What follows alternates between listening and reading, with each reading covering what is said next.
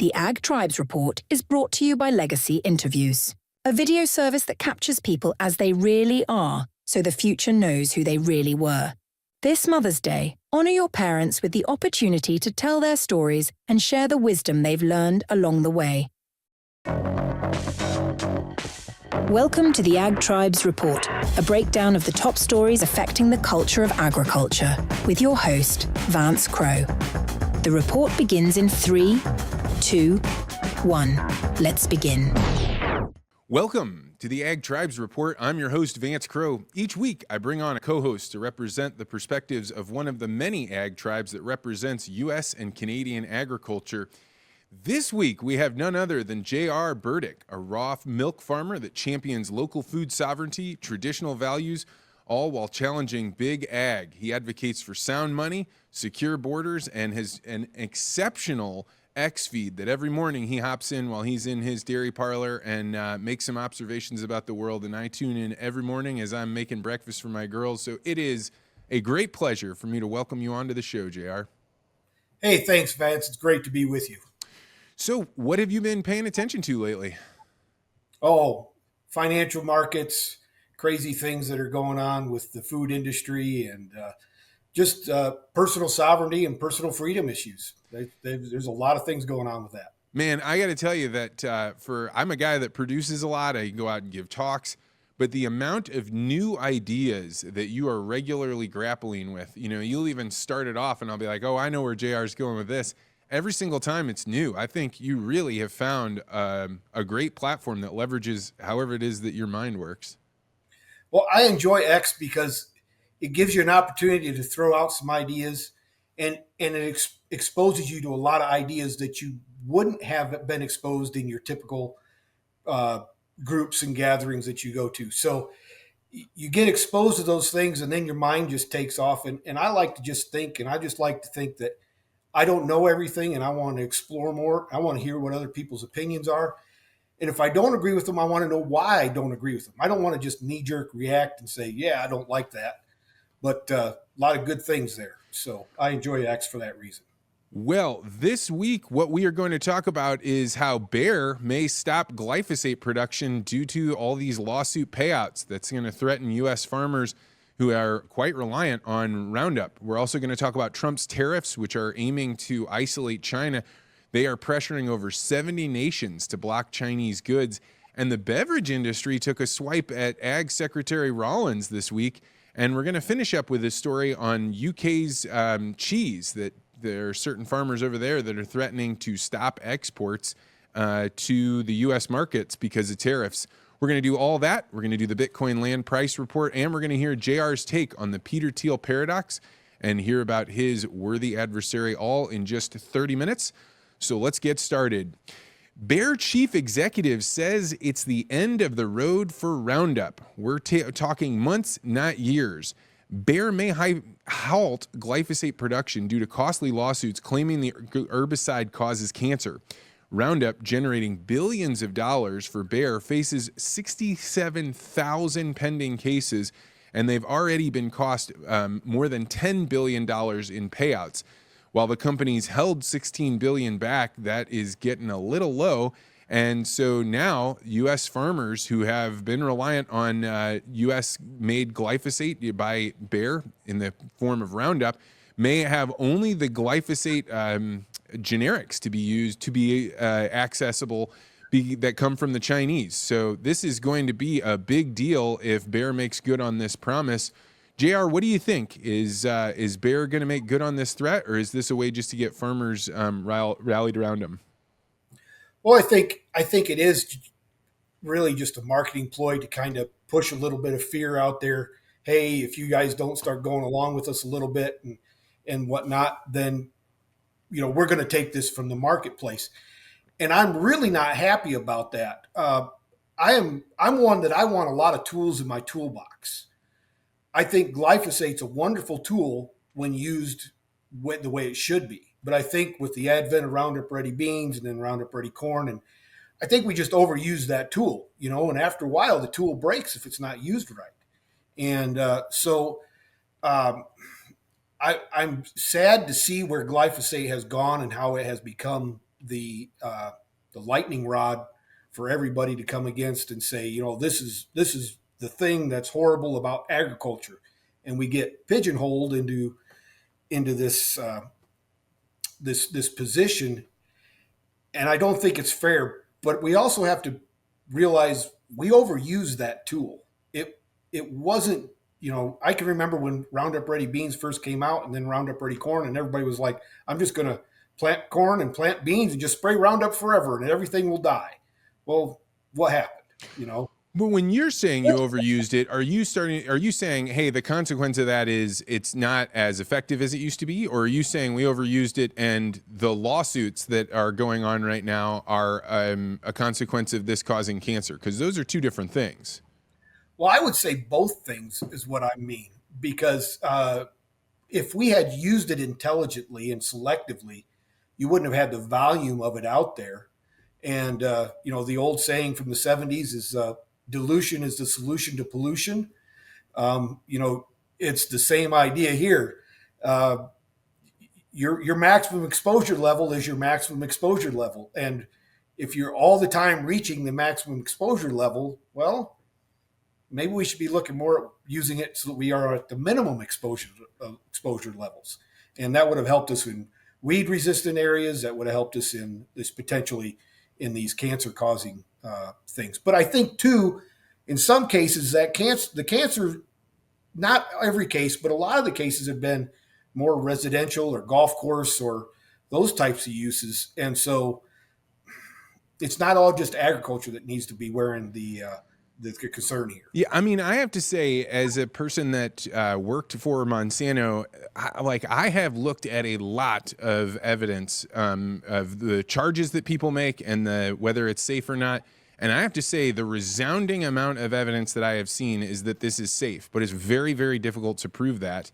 And so I think that it's very easy to conflate the very complicated role that glyphosate's played. I agree with you; it got way overused. But I don't think that it causes cancer. But I do think that it enables a certain type of agriculture that kind of pushes all others out. And I myself feel that mimetic push because I'm seeing so many people talk about how glyphosate causes cancer. And in the same way that I'm way more open to raw milk than I ever was before, now I have to say, well, wait, is there something going on with glyphosate? Is there something I haven't seen there? And so I have to keep coming back to, I got to figure out what the evidence says. And to me, all of these cases are not actual evidence. They're just accusations. And I think that this is something that if we allow accusations to knock something like Roundup out of the market, it's a dangerous place to be in. It's not freedom. Right. That's exactly my point is we need to ensure that the tools are in the toolbox. And then we have to use the responsibility and be responsible in the use of those tools. So I think that we can share some of the blame that we were not as responsible as we should have been, but that doesn't mean we get rid of the tool. It's not the tool's fault. It's you get back to the management of it. And I think that as we do that and we look at all aspects of agriculture in that standpoint, we can begin to see, there's been a free for all and a limited amount of responsibility. We've always pushed it off on somebody else. I think we need to start to take some of that on us. Not just Mayor, Monsanto, and Bayer. I'll tell you who I actually have a problem with. The Roundup name, right? That has always meant glyphosate to me. Well, then it gets licensed out to do this home gardening stuff. And there's that Scott's company that took the Roundup brand and they started mixing glyphosate with dicamba. So one day I'm outside spraying my bricks. I've got, a new little girl at home and I'm really happy because I feel glyphosate's really safe. And all of a sudden I come to look at that bottle and I'm like, wait, this has got dicamba in there. This is not what I signed up for. And I think the general public, if they were going to be mad about something, that's the thing to be way more mad about. Right. Yeah. And again, it gets, people put a name on something and it's everything is this. And as I've gotten into the raw milk industry and talking to the public more, there's these words and they're just knee-jerk reactions, and how you can go into a courtroom with a bunch of jurors and you stand there and you say Roundup and they can all say, yeah, I'm impartial. No, you're not. None of us is impartial.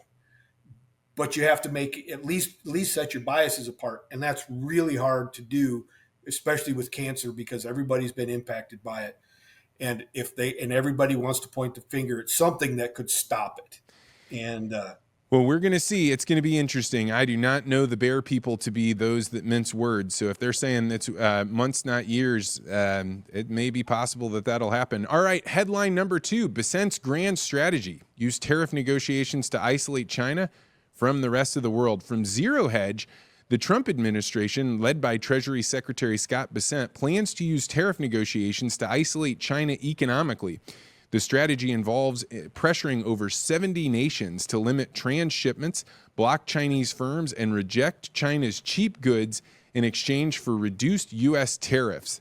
This aims to weaken China's economy, which is currently right now facing a recession, if not a depression.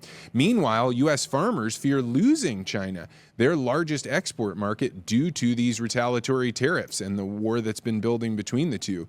Soybeans and sorghum farmers are hardest hit so far, with China buying 24.6 billion in U.S. crops last year. Crop prices have dropped, erasing thin profit margins, and soybeans don't look much better. So, JR, what do you think? Should the U.S. have gotten ready for this trade war before we got into it, or are we right where we wanted to be? I don't know how you get ready for a trade war. You can't forward signal and give enough forewarning to everybody and still have it have any impact. So, but I think that we all should have been aware when Trump was elected that this was coming.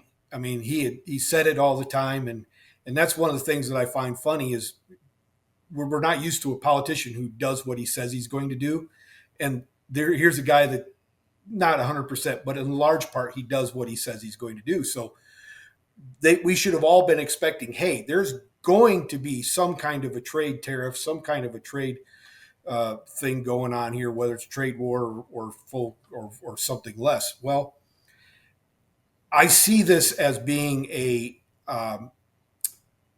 good strategy if we can get other countries to come along with us, but it falls apart if he can't.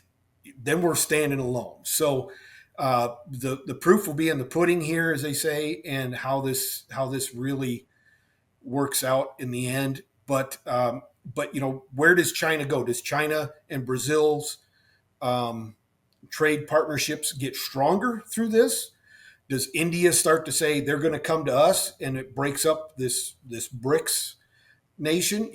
There's a lot of things that could happen, and I'm a little concerned that it's going to take longer to play out than what Trump thinks for. And yeah, I mean, how long can we do that? Go for it. It appears like the last time we had a trade war, Brazil became the big winner. They took off a bunch of supply that China was buying from us. They started providing it to them. And now that's all gone away. We don't even expect that that's a part of the trade deal. It's probably going to happen more. I think what's going to be interesting is, you have to play a 2-level game.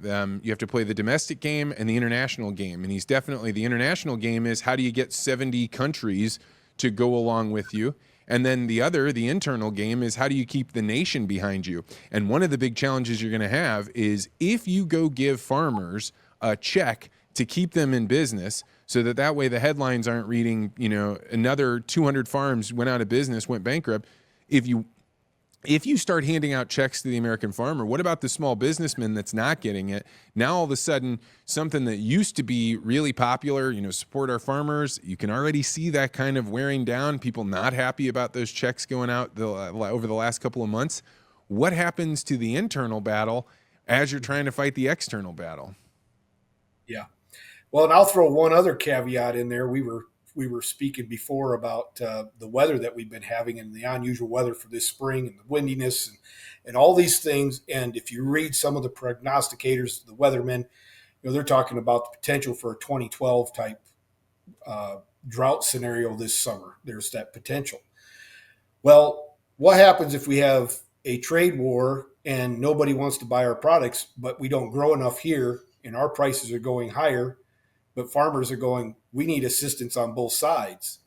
That could get, that could get really, really hairy, really, really fast. And so there's a lot of unknowns yet, and the knowns that we have is that we're going to produce a crop to the best of our ability. We're going to have a market for it. There's so many things that influence our export markets, whether it's just trade agreements or whether it's the value of our dollar, and all of those things. None of it is a certainty right now. So I sit there and I go, man, we really, really got some issues ahead of us, and my crystal ball is kind of broke on that one, where it all plays out, because there could be some long-term ramifications. It could be good and it could be really bad. Yeah, I mean, my personal sense is that just like the Charles Bukowski poem, "Go all the way," that's the only way to do this. Like, once you have decided to go, you go all the way, even when things look dark, even when it looks like, hey, we're going to be sleeping on a park bench here. You've got to go all the way, because you like going halfway and then going back. Now you can never go back again. So if we're in it, let's go all the way. I agree 100%. All right, headline number 3. This one kind of makes everybody chuckle. I think pretty much everybody instinctively agrees with what happened in Arkansas. But the headline, American beverage industry takes a swipe at Ag Secretary Rollins. The U.S. Department of Agriculture, Brooke Rollins, joined Arkansas Governor Sarah Huckabee Sanders today as the governor submitted a waiver to the USDA to ban soda and candy from the SNAP benefits. And they also want to include rotisserie chickens as something you can buy. The statement from the American Beverage on today's SNAP waiver submission is a little bit long, but kind of worth reading.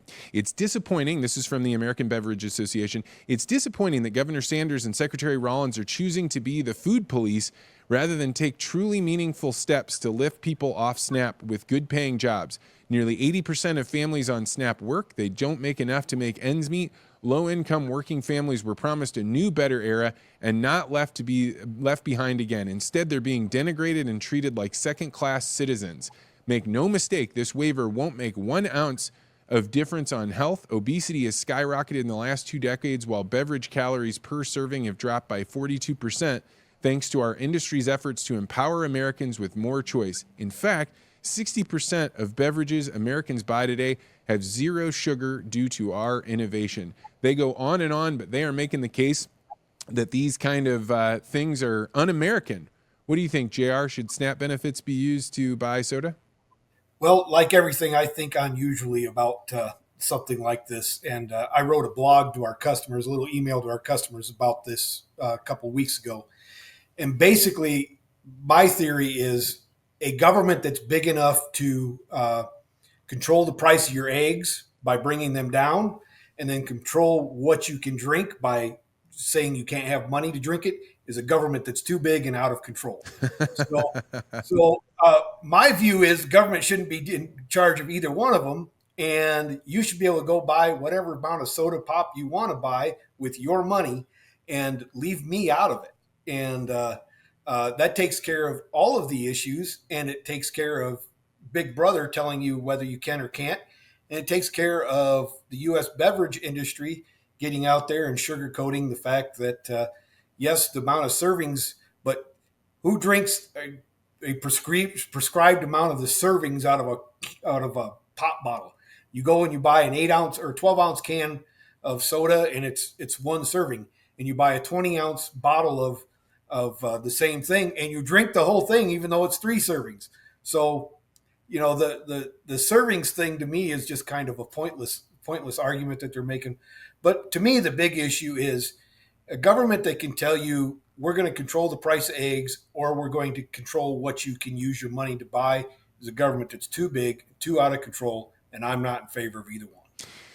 Yeah, you know, I think for me, the SNAP benefits are designed to make it so we don't have people going hungry. And while I don't want to be a person that judges another person how they feed their family, I can say if you were giving money to a local food bank and they were going out and buying Mountain Dew or Pepsi or Coca-Cola with that, as opposed to buying something that was more healthy and nutritious, I think you'd be pretty outraged. And I don't see why government dollars would be any different. I think the American beverage industry is, I mean, it must be costing them a huge amount of money if this happens, but this is a catastrophic mistake, because who's going to line up on their side on this issue? This is not even a freedom issue. This is like, we should be allowed to spend other people's money on this thing. It doesn't make sense to me that this was the hill they were going to, and they're going to be the laughing stock. Yeah. Well, and that's the other issue. Hey, if you're going to take somebody else's money, guess what? They get to dictate how you use that money. And so if somebody is out there and, weighs 350 pounds and is, 5'3" and has a big gulp under one arm, you can absolutely say, no, we're not spending that money. That's a poor use of our dollars right there. We're here to help you stay hungry, keep you from being hungry and starving, not to make sure you have, an outrageous daily weight gain. In international news, the Brits are complaining that they may quit sending their cheese to the U.S. From the BBC, the Crome cheese, a Worcestershire family business, may halt U.S. exports due to a proposed 10% tariff by Donald Trump, exporting 37% of its cheese, with 75% of that to the U.S. Tariffs make sales unprofitable. Owner Nick Hodges notes that the political decision, like Brexit, have previously disrupted exports, and the business faces uncertainty with products already en route, potentially incurring unaffordable duties. JR, it sounds like these tariffs, while not good for the profits of a British farm, could be really good to dairymen like you. What do you think of these tariffs and people not wanting to send their goods over? Well, I'm kind of excited about this one. I would like to see a robust artisan cheese market start up here in the United States. We have quality milk, we have quality land, we have quality people, but we've just been decimated by the intrusion of foreign goods. And this is a finished product. This is, they make the milk over there in England. They've made it into their cheese, and then they send that cheese to us. And it's not like we don't have milk. It's not like we don't have the ability to make cheese. We have the ability to store it, all those things, but we haven't incentivized our own production system here. And I think that's what we need. We need to have that again. It used to be when I was a boy, and my dad would take me to the World Dairy Expo in the 70s and the early 80s. You drive into Wisconsin and there would be a cheese plant everywhere, little homestead cheese here and a homemade cheese there. And all that is gone, and it's all become industrialized. And, we would just love to see that. I know that I would love to partner with some people who make cheese and would buy our milk and then make cheese with those old heritage recipes.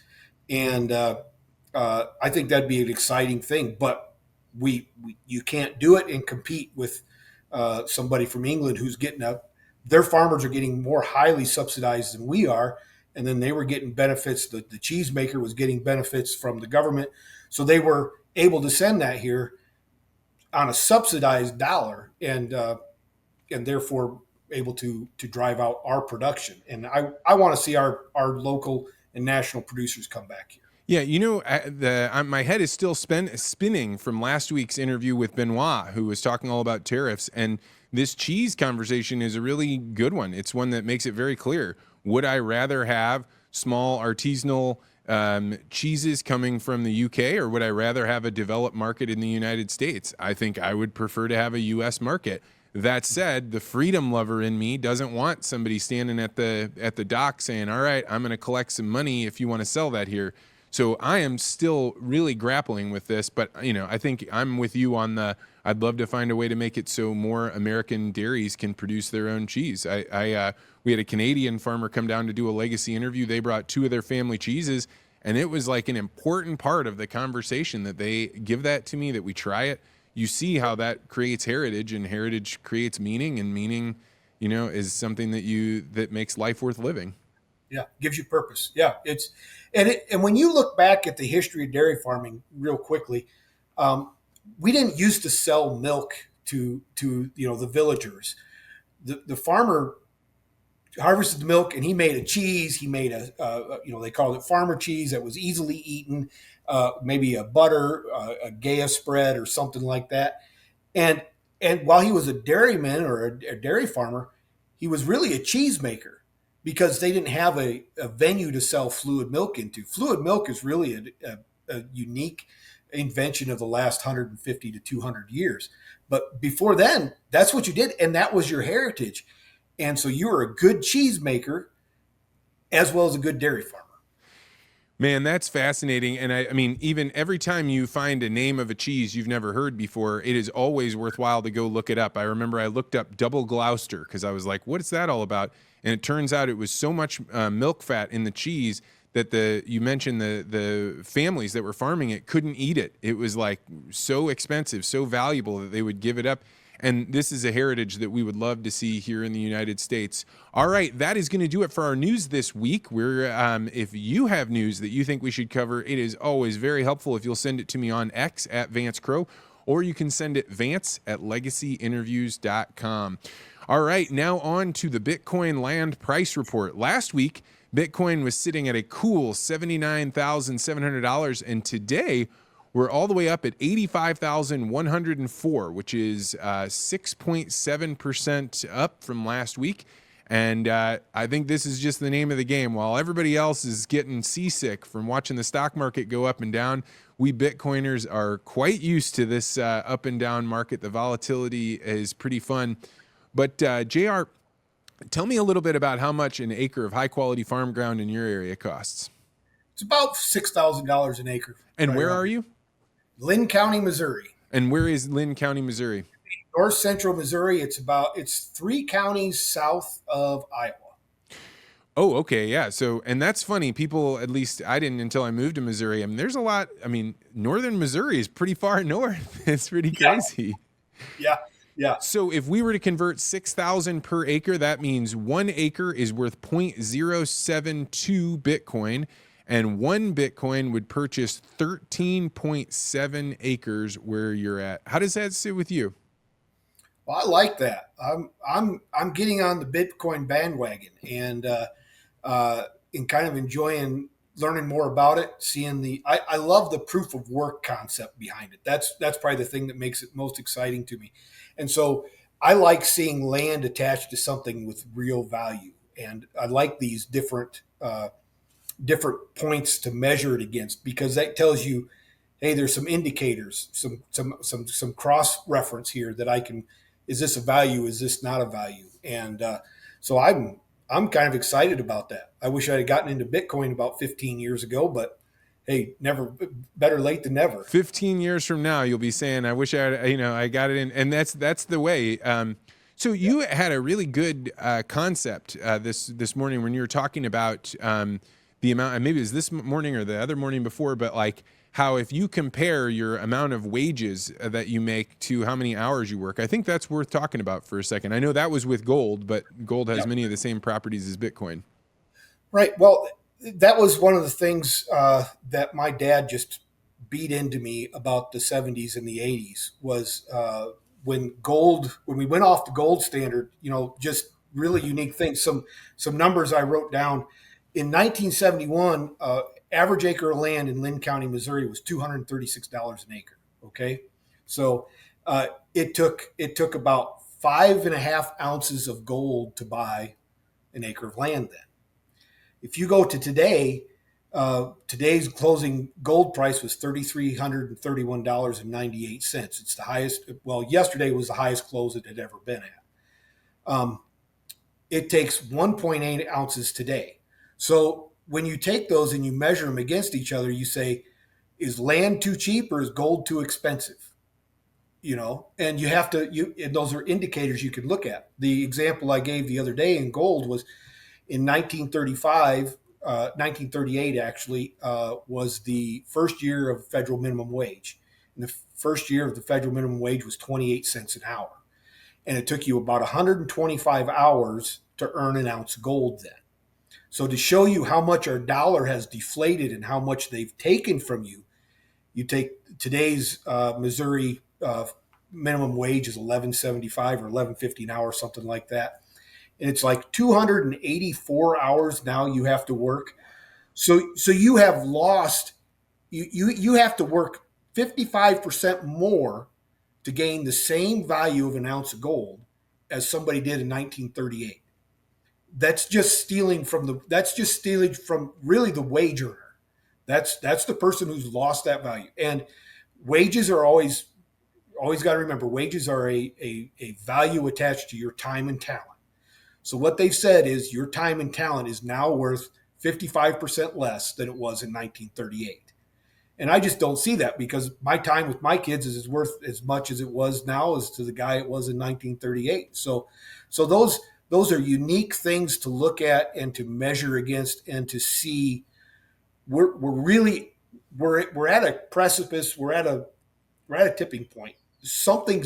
Nothing's adding up anymore to our old measurements. Now, whether that means the paradigms are completely gone and don't matter anymore, which I don't really believe, or we're sitting up. There's warning signals all around us. We just got to figure out, what are they warning us of? Yeah, and I mean, like, you hear these numbers and you think like 200 hours to get an ounce of gold, and those are real hours away from your family. They are away from you doing something that you would rather be doing. And the way that they've done it is they've just inflated the money. They just, instead of coming and saying, oh, we're going to do a tax and you got to pay for this thing, they just printed more dollars. So all the money that was in our savings account just gets sucked right out of it. And that's why, I mean, I'm perfectly fine with gold. I think Bitcoin is a modern form of gold, but anything that can hold its value outside of government control is the only way out of this situation. There is no other way out. Right. Yeah, absolutely. Well, if you are interested in buying Bitcoin, I will include a link in the show notes below. It has been pretty interesting to see how many people have continued to buy as Bitcoin's price has gone down. So it was kind of, people were excited to buy when it was over 100, and then they've kept buying as it's gone by. I know, because if you buy Bitcoin using the link, the show gets a little bit of Bitcoin, and it's a great way to support the show and for you to use a really great provider like river.com. So I will include the link to my River, the show's River account, and hopefully you buy it there. All right, turning now to the Peter Thiel paradox. This is going to be a good one. JR, what is one thing that you believe that almost everyone you know disagrees with you on? I really believe that the consolidation in the ag industry is over. Whether that's today, I don't mean like today, but I mean in the next year or two, we're going to see beginning to return to smaller farms, smaller agribusinesses, and that's happening because of two things. One is, I think, the biggest issue for me is the consolidation has always had to come with the price of conformity. You have to conform to the consolidate's wishes. And I think what happened in 2020 was a lot of people sat there and said, I am tired of going with the crowd. I want to do my own thing. I want to find a way out. I want to find a way to be different. I don't want to be told that what everybody else is doing is right and what I'm doing is wrong. And so we're going to see a movement, and you see that with the innovation that's going on, and we see it all across X, whether it's a Jason Mock with his crop tiller, or Zach up there with his different planting operations. All those things are innovation, and you see them in small farms like mine that are reaching out to consumers, vegetable farms that are like Steve up there. All of these things are this new innovation that 15 years ago we would have been laughing at these guys. I would have been laughing at me. I would have been like, that guy is crazy, whatever he's doing. But I see us sitting there going, we're tired of being pushed into a box. We want to have some freedom. We want to have the ability to innovate.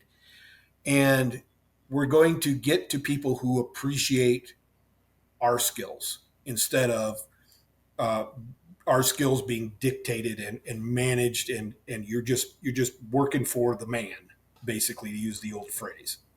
Well, I mean, I have to say that at the beginning of your comment, I completely disagree, right? Everybody's talking about consolidation. But on the other hand, I definitely can see your point where there is more of this. The people are finally leveraging the internet. There's finally been enough networking. There's enough people getting the word out about their things. I know my wife and I were sitting down with our budget, and I said, I don't think it's actually going to cost us that much more to be able to buy this from a farmer that we know, a local one, and then we can build a relationship with them, help them live out on their farm. And we're all about it. And I mean, a few years ago, I don't think that was in the cards. And so it's not because it's easier today with our budgets, but it's that, hey, this is something we believe in. So I'm with you on that. And I am going to give you a 9-1. You're going to rank right up there with Mr. Benoit on an incredibly good Peter Thiel paradox. All right, moving on to the worthy adversary. This is where we spotlight individuals that challenge our perspectives and pop us out of our ideological echo chambers. So, JR, who is one person that you respect but strongly disagree with, particularly on social media? Joel Salatin. He's my guy. And I have a lot of respect for him because when you say a worthy adversary and the way you describe it, it's somebody you have respect for. So I respect a lot of the things that he has done. But I also sit there and I go, he's a little bit of a charlatan because he hasn't painted the whole picture. And I read one of his first books. I think it's called You Can Farm or something like that in the late 90s. My uncle gave it to me and he was all excited about this guy. And I read through that and he was talking about not needing a cattle trailer and getting all these people to come and buy from him and everything. And I was like, this guy's a crackpot. But I like the way he manages his farm. But then again, he gets 6 to 8 people every year for free labor. Some of them even pay him to be there. He's right outside of Washington, D.C. He's got a huge, huge market of people. And so when people read his book, they all of a sudden go, oh, I can do that. And suddenly they go and buy 2,000 chickens and put up a pasture, a chicken tractor. And they don't think about, you've got to market this. And he doesn't do a good job of getting all of that through to everybody. And then, of course, I think he shot his mouth off a little early and we didn't get Representative Thomas Massey as our Secretary of Ag. And so I'll never forgive him for that. But I do have a lot of respect for him. And he and I share a lot of the same faith principles. So I can't speak too horribly about him. But that's my worthy adversary. Yeah, I think he's a good one. I think there are a lot of people that are now in all the alternative ag space because they tried what he was saying and then realize we did this because not because it's easy, but because we thought it would be easy. And suddenly they're finding out if you build a crappy chicken trailer, well, then you got to drag it out around. And so then they make better ones and they figure it out. But I do think he is like a gateway drug to alternative farming with books like Salad Bar Beef. And I agree, worthy of respect, but probably somebody I disagree with pretty strongly too. Yep. The other thing is, real quick, every time I have a customer come to the farm, his name jumps up. And I just get sick of having to say, well, that's not exactly, because he is held. I mean, it's like gospel with him, and it's like, and you got to go and say, no, that's not how that works. All right. Well, JR, I want to thank you so much for coming on. Mother's Day is just 3 short weeks away. And so I've been asking guests, do you have a favorite saying or story from your mom? Yeah. My mom died of cancer in 2017 in July. And the last meal I had with her was on a Tuesday. And I went off to work. And my mom was a teacher in a Christian school for years and years and years. And at the end of every one of her classes, she would end with this. And she said this day to me. It's one of the last things she said to me. She said, JR, remember Philippians 4:4, rejoice in the Lord always. And again, I say rejoice. And that was one of the last things she ever said to me. And I saw her Saturday before she passed away, but she was comatose, and I don't know that she knew I was there. So always stuck with me. And that was one of her, she said that to all of her students and to all of our grandkids. That was her theme. And she lived it. That is a powerful story. I appreciate you sharing that. If you are somebody that would like to capture your mother's sayings and her stories, then visit legacyinterviews.com and set up a meeting. We can have a call to talk about what you want to capture. I did want to take a quick moment to say I finally actually recorded my parents' legacy interviews, and it was a profound experience. I'll probably talk a lot more about this, but the first thing is I realized partway through that I had made a horrible mistake. And that mistake was that I should have had my my creative director, Sean, do the interview, because there really is something to be said for your parents not being able to give me, like their son, the same answers that they would have to an interested third-party person. And so I realized, like, in my grabbiness to like get it done, and I missed out on something, because I think there are stories that my dad, you know, he'd be in the middle of it and he'd be like, well, you know, and I'd be like, no, I don't. And even if I do, it's not, I'm trying to get you to say it. And there was just a lot of that, but on the other hand, as we're driving home, and I've got a, 2.5 hour drive home, I think that is the first time I have ever actually felt like I had wealth driving down there with me. I had the videos of my parents, and I knew for the rest of my life that I'll be able to pass that on to my children, who right now delight in seeing their grandpa and their grandma, and their, getting foamy milk and visiting and getting presents, but they don't really know them. And if they want to know where they came from, the way that my daughter has that little laugh or that little sparkle, she's going to be able to see it on her grandma's video. So if you've been thinking about doing this, I can tell you the great sense of relief that you get when you finally have it recorded. It is totally worth it, and I would love to help you do that. It's a great Mother's Day gift. So visit legacyinterviews.com and sign up to have a conversation with me. All right, JR, if people wanted to know more about your raw milk farm and where they can hear more of your ideas, where should they go? Well, you can look at our website, www.nourishingfamilyfarm.com. And, of course, find me on X, JR Cow Farmer. Really enjoy the feedback and the interaction with people and the really cool folks I've met there. And I'm open to criticism. So shoot, tell me what you think I need to do different, or talk about different, or that you don't agree with me, or I'm all wet about something. So. Well, I cannot recommend anything higher. It's way better than listening to that nonsense that stock cropper Zach Smith is putting out there. And so I'm glad to see you're putting it up there. Anyway, we will be back next week. We've got some pretty big guests lined up. Thank you so much, JR, for doing this. And as always, feel free to disagree.